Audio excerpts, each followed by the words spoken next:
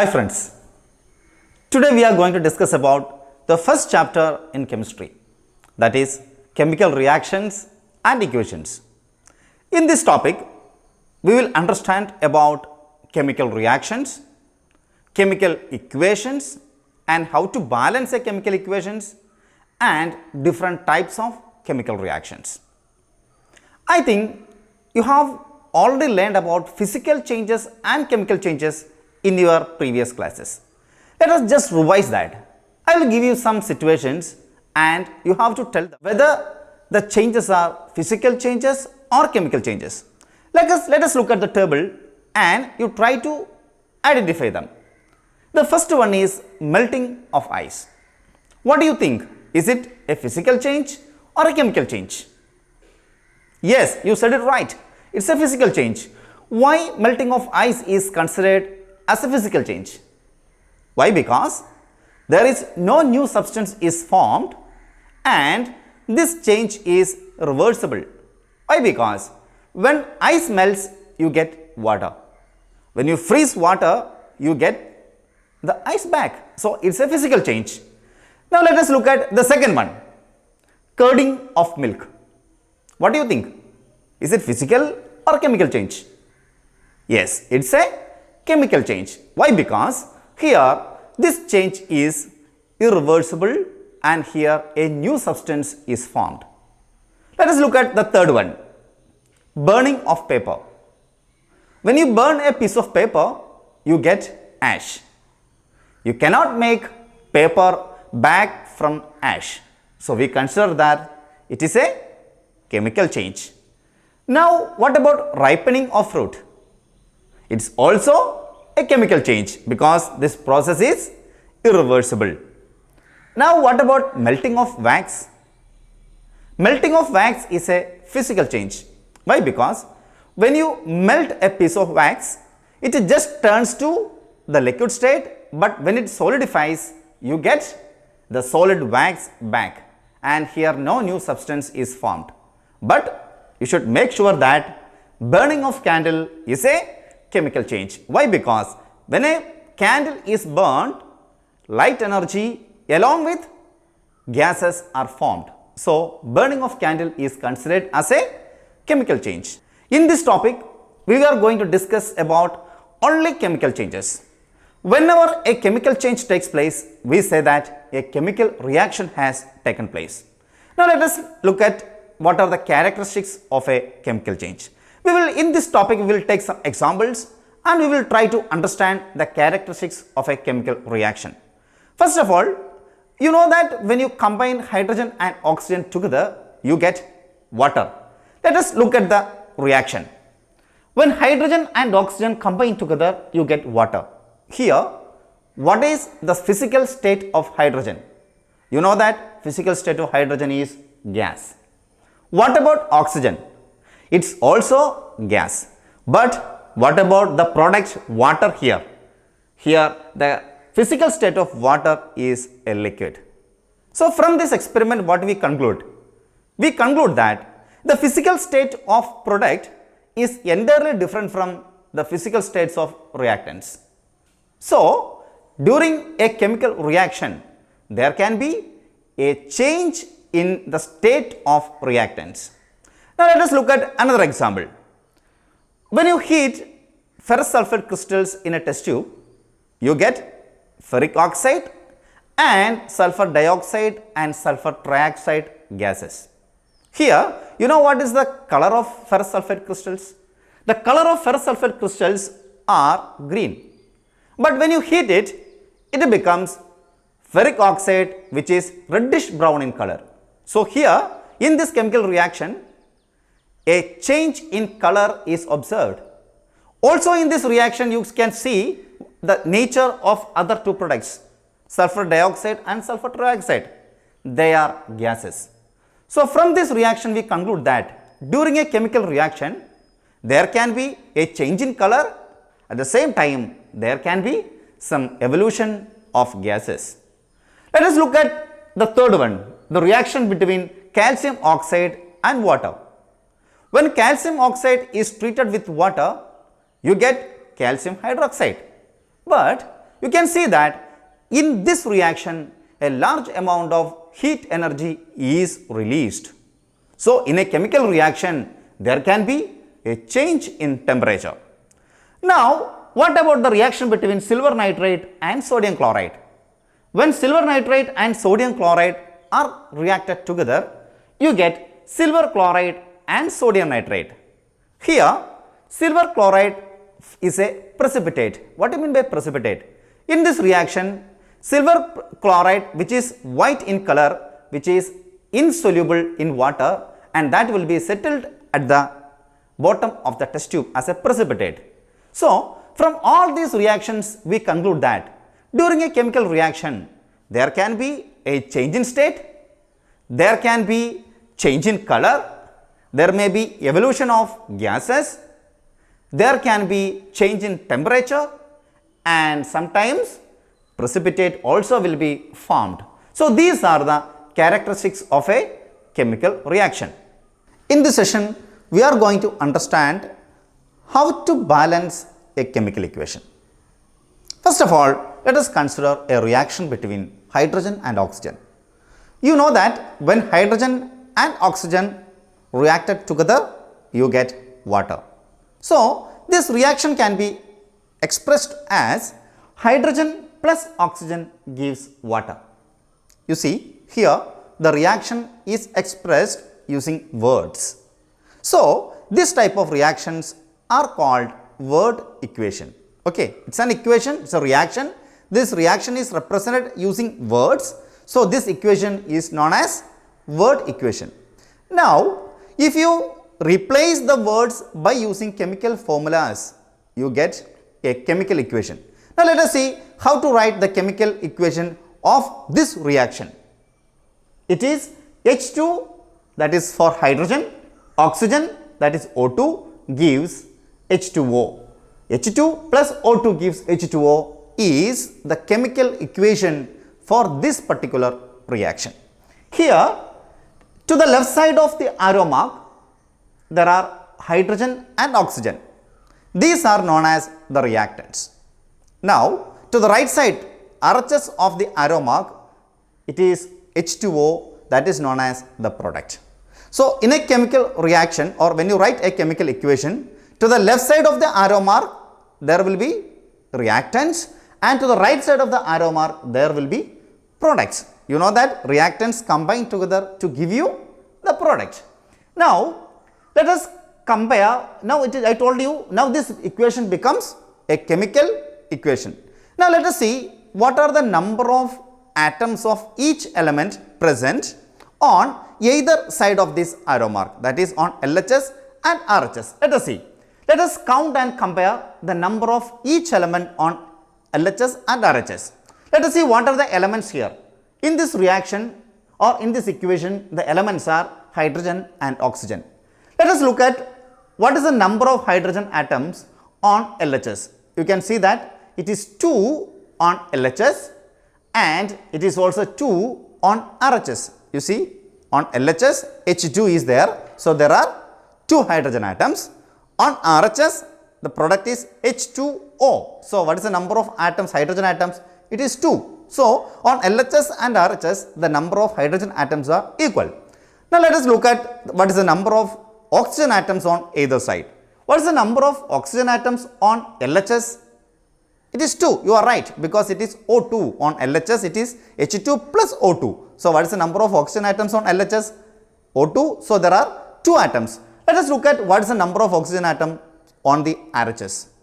There is only 1, because on RHS, there is only H2O, 2 hydrogen and 1 oxygen. Now, look at the table, you can understand the number of hydrogen atoms are equal on LHS and RHS, but the number of oxygen atoms are not equal. Now, we say that this reaction or this chemical equation is not balanced, or this type of equations are also known as skeletal equation. Why? Because here number of atoms of each element on the reactant side and the product side are not equal. In this example, the number of oxygen atoms on LHS and RHS are not equal. So, we call this equation as an unbalanced chemical equation. Now let us see, according to law of conservation of mass that you have learned in previous classes, the total mass of products or total mass of elements on the product side should be equal to the total mass of elements on the reactant side. So the total mass of elements or atoms on LHS and RHS, that has to be equal. But here it is not equal. That's why we call it this equation as an unbalanced chemical equation. Now let us try to balance this chemical equation. Let us see how to balance it. It is given that H2 plus O2 gives H2O. That is an unbalanced chemical equation. Now let us try to balance it. When you balance it, you have to remember that you are not supposed to change the chemical formula of the compound or the elements. For example, see, how can you make the number of oxygen atoms 2 on RHS? You are not supposed to write the product as H2O2. Then it will be very easy, isn't it? On left side there will be 2 hydrogen and on the right side also there is 2 hydrogen. But that is wrong. When you represent a product as H2O2, it becomes another compound. H2O2 is hydrogen peroxide. So you are not supposed to change the chemical formula of the compound. So what you can do? You can just add numbers just in front of the compound or the chemical formulas. So here the first step, how can you make oxygen 2 on RHS? You can just put 2 just in front of H2O. Now the equation becomes H2 plus O2 gives 2H2O. Now what is the number of oxygen atoms on either side? On left side there is 2, right side also 2 oxygen atoms. Now the number of hydrogen atoms, that is disturbed. You see, what is the number of hydrogen atom on the left side? There is 2, and what is on the right side now?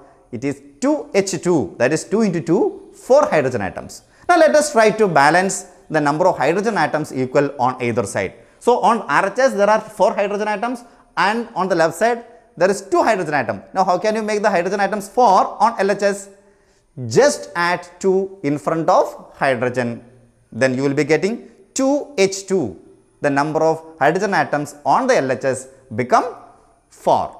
Now we say that this chemical equation is balanced. So what is the chemical equation, balanced chemical equation for this reaction? It is 2H2 plus O2 gives 2H2O. That is the balanced chemical equation for this reaction.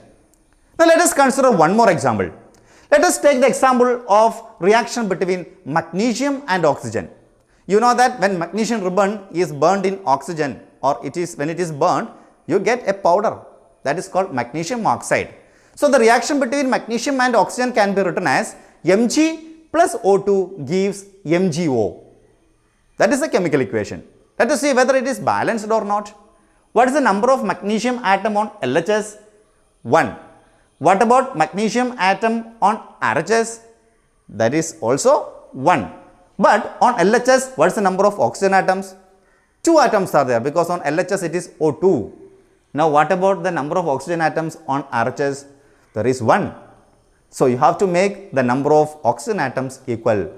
To make the number of oxygen atoms equal, what you have to do? Yes, just add 2 in front of MgO. Now RHS becomes 2MgO. The equation becomes Mg plus O2 gives 2MgO. Now the problem of oxygen is solved. But there arises another problem, the problem with magnesium. What is the number of magnesium on RHS? 2MgO, that is 2 magnesium. But what about on LHS? There is only 1 magnesium. Now how can you solve it? How can you make the number of magnesium atoms equal? Yes, just add 2 in front of Mg in the reactant side. Now the equation becomes balanced, and the balanced chemical equation is 2Mg plus O2 gives 2MgO. Is it clear? Let us take one more example. The reaction between iron and water. Let us look at what we get when iron and water is reacted each other. When iron and water is reacted each other, you get Fe plus H2O gives Fe3O4 plus H2. This is the chemical reaction takes place. That is the chemical equation. Is it balanced? Let us look at what is the number of iron atoms on LHS? there is only one ion on LHS. What about the number of iron atoms on RHS? There are 3 iron atoms. Why? On the product side you can see it is Fe3O4, Fe3. So there are 3 iron atoms. So how can you make the number of iron atoms equal? To make number of iron atoms 3 on LHS, you just add 3 in front of ion Fe on LHS. Now the equation becomes 3Fe plus H2O gives Fe3O4 plus H2. Now the problem with iron is solved. On LHS there are 3 iron, 3 Fe. On RHS there are 3 Fe. Now let us look at the next one, hydrogen atoms. You see, what is the number of hydrogen atoms on LHS? 2. What about on RHS? 2. So they are equal. Let us look at the next one, oxygen atoms. What is the number of oxygen atom on left side? 1. Isn't it? H2O. There is only one oxygen atom. What about on RHS? RHS there are 4 oxygen atoms because it is Fe3O4. So you have to make the number of oxygen atoms equal on both sides. On right side there is 4. So you have to make 4 on LHS. So what you have to do? You are not supposed to add OH2O4. I told you, you are not supposed to change the chemical formula of a compound. You can just add 4 in front of H2O. Now it becomes, the equation becomes, what is the equation? 3Fe plus 4H2O gives Fe3O4 plus H2. You see, number of oxygen atoms on left side is 4, number of oxygen atoms on right side is 4. But again one problem arises. What is the problem? What about the number of hydrogen atoms? It is disturbed. Now on LHS, what is the number of hydrogen atoms? Hydrogen atom becomes 4H2. That is 4 2s are 8 hydrogen atoms. But what about on RHS? There are only 2 hydrogen atom H2. So how can you make RHS equals LHS? LHS there are 8, RHS there is 2 hydrogen atom. So that 2 hydrogen atoms you can make it 8 hydrogen atoms by just adding 4 just in front of H2. Now the chemical equation is balanced, and the balanced chemical equation is 3Fe plus 4H2O gives Fe3O4 plus 4H2. So in this session we balance 3 chemical equations. The first one, the reaction between hydrogen and oxygen to give water.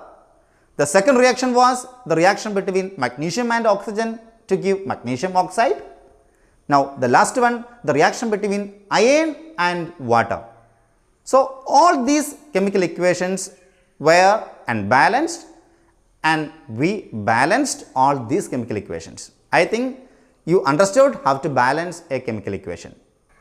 Now we will try to balance more chemical equations in another session. Now let us start discussing different types of chemical reactions. So in this topic we will discuss about combination reaction, decomposition reaction, displacement reaction, double displacement reaction, and finally redox reactions. Let us start with combination reaction. As the name suggests, combination means 2 or more reactants combine together to give a single product. Or in simple language it can be represented as A plus B gives AB. A and B, they are reactants. AB is a product. You know that in a chemical reaction the nature of product will be entirely different from the nature of reactants. Let us take some examples to understand combination reaction. You know that when hydrogen and oxygen are combined together we get water. So the balanced chemical equation can be represented as 2H2 plus O2 gives 2H2O. Here what are the reactants? The reactants are hydrogen and oxygen. What is the product? Product is water. So here 2 reactants combine together to give a single product. It is just like A plus B equals AB. Let us look at another example. Carbon or coal, when it is burnt or when it is ignited, we get carbon dioxide gas. It can be represented as C plus O2 gives CO2. What are the reactants?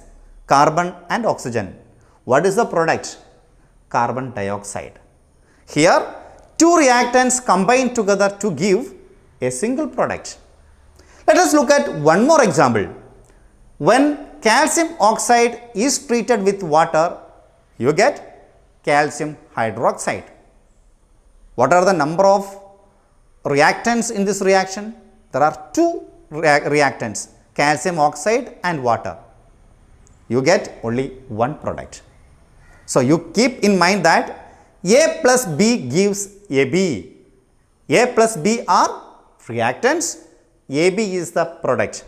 We conclude that when two or more reactants combine together to give a single product, this type of reactions are called combination reactions. So, you should keep in mind that the reactants can be two or more, but the number of product formed is always one in a chemical reaction.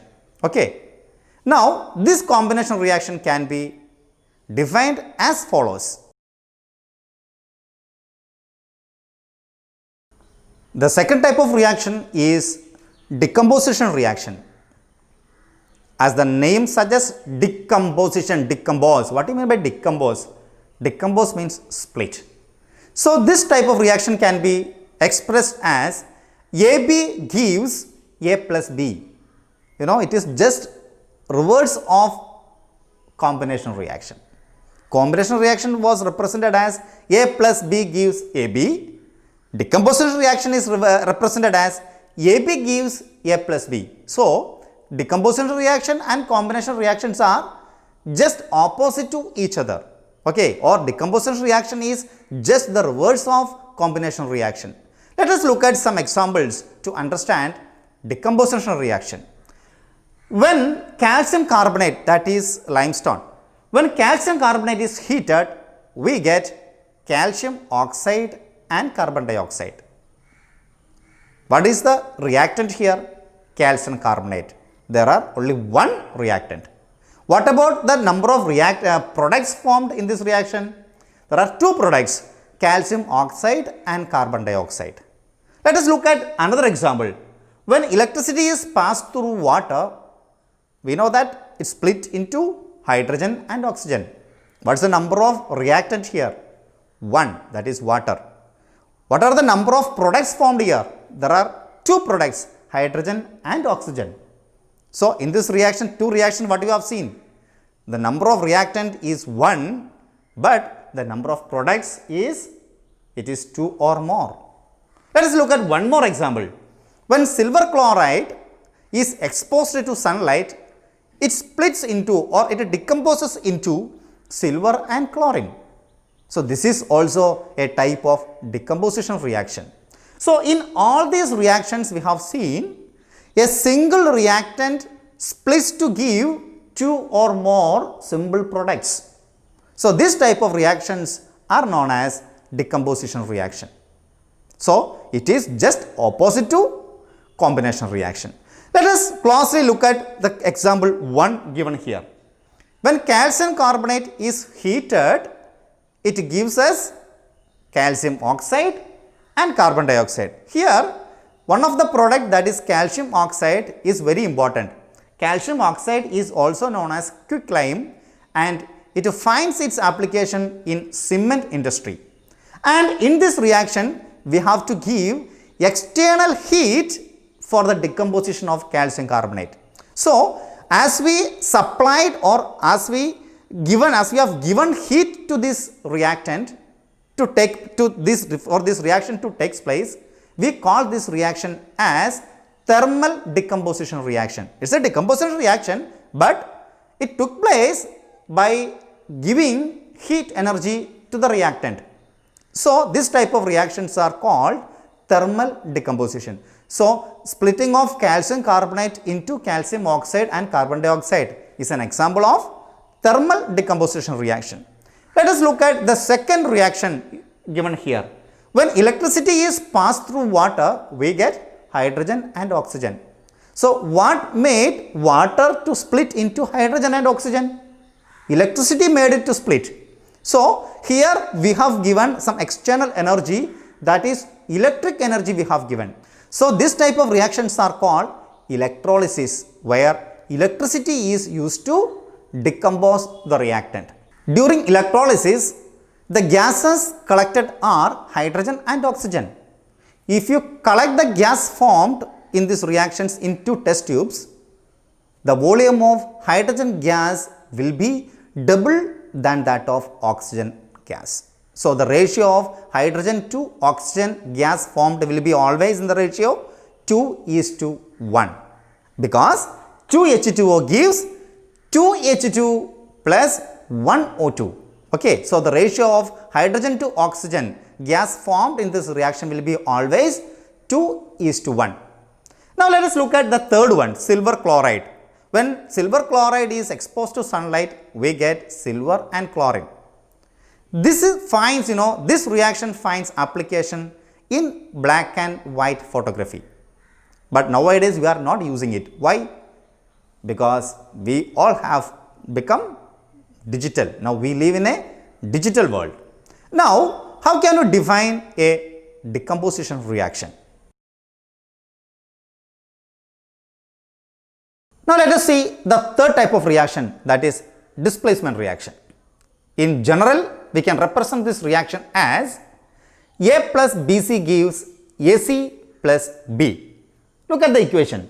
Here A displaces B and A takes the seat of B, and B is removed from BC and exists as B. Clear? So, A plus BC gives AC plus B. Let us look at some examples to understand displacement reaction. The first one, the reaction between iron and copper sulfate. When iron and copper sulfate is reacted together, we get iron sulfate and copper. You see, it is same as A plus BC gives AC plus B. So, here what is happening? Iron displaces copper and it becomes iron sulfate plus copper. It is just like A plus BC gives AC plus B. So, actually here what is happening? Here iron displaces copper. Why? Because iron is more reactive than copper. Only more reactive element can displace less reactive element from its solution. As iron is more reactive than copper, iron could displace copper from copper sulfate solution to become iron sulfate and copper. This type of reactions are called displacement reaction. Let us look at one more example, the reaction between lead and copper chloride. So, in this reaction what is happening? You see, lead displaces copper and the products are lead chloride plus copper. So, from this reaction what do you conclude? We conclude that lead is more reactive than copper. Now, naturally a question arises, how can we know whether a particular element or a metal is more reactive than the other? Yes, a reactivity series helps you to find out the reactivity of different metals. Now, you will learn, we will discuss this topic in your third chapter in chemistry. Now, let us have a look at the reactivity series. This is the reactivity series. Can you tell me which metal is more reactive in the series? That is potassium. Then comes sodium. Then comes calcium. It goes on. Can you tell me the position of, see in the first example we have seen that iron could displace copper. Can you compare the position of iron and copper in the series? Which is lying on the top, iron or copper? We can see that iron is above copper. That means iron is more reactive than copper. So, iron could displace copper. The second example we could see that lead displaces copper. Can you compare the position of lead and copper? Which lies on the top in the reactivity series, lead or copper? It is lead. That's why lead could displace copper from its solution. So, we have seen that in a displacement reaction, a more reactive metal can displace less reactive metal or element from its solution. This type of reactions are called displacement reaction. Now, let us see the fourth type of reaction, that is double displacement reaction. The last topic was displacement reaction. Now, it is double displacement reaction. In general, it can be written as AB plus CD gives AD plus CB. Here we see that B and D just exchange their places. See, B takes the form of D and D takes the place of B. This type of reactions are known as double displacement reaction, and let us understand these by taking few examples. Let us take the example of sodium sulfate and barium chloride. When sodium sulfate and barium chloride are reacted together, we get sodium chloride and barium sulfate. See, here what we see? You look at the general form, AB plus CD gives AD plus CB. B and D exchange their places. So, here sulfate and chloride that just exchange their places. So, instead of sulfate, it comes chloride, and in the place of chloride, who goes? Sulfate goes. Now, the products are sodium chloride and barium sulfate. You see, here there is an exchange of ions between the reactants. So, what are the reactants here? Sodium sulfate and barium chloride. Sodium sulfate has two ions, that are sodium and sulfate. Barium chloride has two ions, barium and chloride. Here the exchange between sulfate and chloride, negative ions, that takes place. So, sulfate and chloride just exchange each other. Now, the products are sodium chloride and barium sulfate. Let us look at one more example, silver nitrate and sodium chloride. When silver nitrate and sodium chloride reacts each other, we get silver chloride and sodium nitrate. You see, nitrate and chloride just exchange their positions. So, the reactants are silver nitrate and sodium chloride. In silver nitrate, the negative ion, that is nitrate, and in sodium chloride, the negative ion, that is chlorine, just exchange their places and it becomes sodium chloride and sodium nitrate. This type of reactions are known as double displacement reaction. That is, here an exchange of ions among the reactants takes place. See, in the first experiment, we got the product as barium sulfate. Can you tell me what is the color of barium sulfate? The color of barium sulfate is white and it remains as a precipitate after the reaction. In the second reaction, silver chloride, that is also a white precipitate that remains as a precipitate after the reaction. That's why these reactions are also known as precipitation reaction. Why? Because in a double displacement reaction, a precipitate will be formed. So, these reactions are known as precipitation reaction. Now, let us discuss about the last type of reactions, that is redox reaction. Actually, the word redox comes from reduction and oxidation.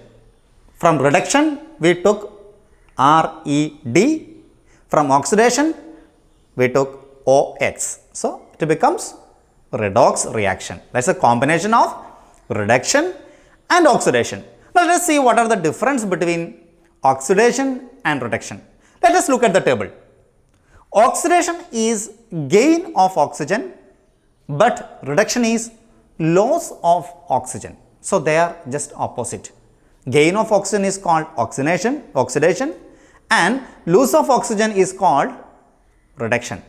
Or it can be also expressed as oxidation is loss of hydrogen and reduction is gain of hydrogen.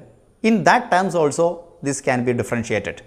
Okay, now let us look at some examples to understand what is oxidation and reduction, in particularly about redox reactions. Let us look at the first one, the reaction between copper oxide and hydrogen.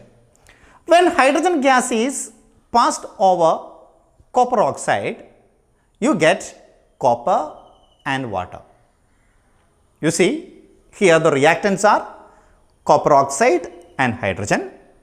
Let us look at the first reactant here, that is copper oxide. After this reaction, copper oxide becomes copper. What happened to the oxygen with copper in the reactants, that is copper oxide? What happened to oxygen in the copper oxide? Copper oxide lost its oxygen to become copper.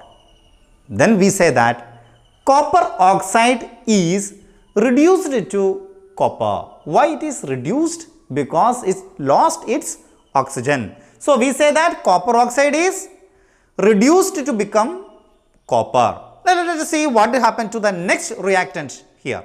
What is the next reactant? That is hydrogen. You see what happened to hydrogen? Hydrogen becomes, H2O.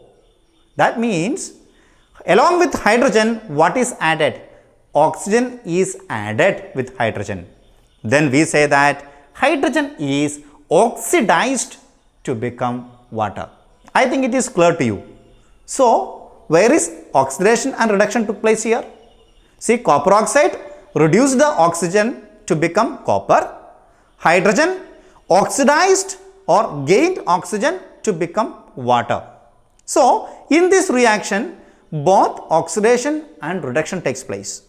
So, this type of reactions are called redox reactions. Let us look at one more example here. Zinc oxide reacts with carbon to give zinc and carbon monoxide. Now it is your turn. Can you tell me which is oxidized and which is reduced?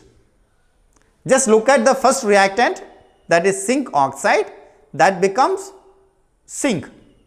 So it lost its oxygen. We say that zinc oxide is, tell me, zinc oxide is, yes, reduced to become zinc.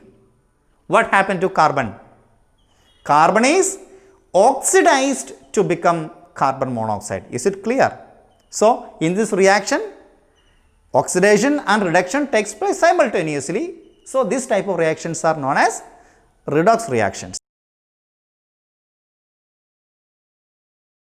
In this class, we have seen the basic concepts of chemical reactions, characteristics of chemical reactions, how to balance a chemical equation, and finally different types of chemical reactions such as combination, decomposition, displacement, double displacement, and redox reactions.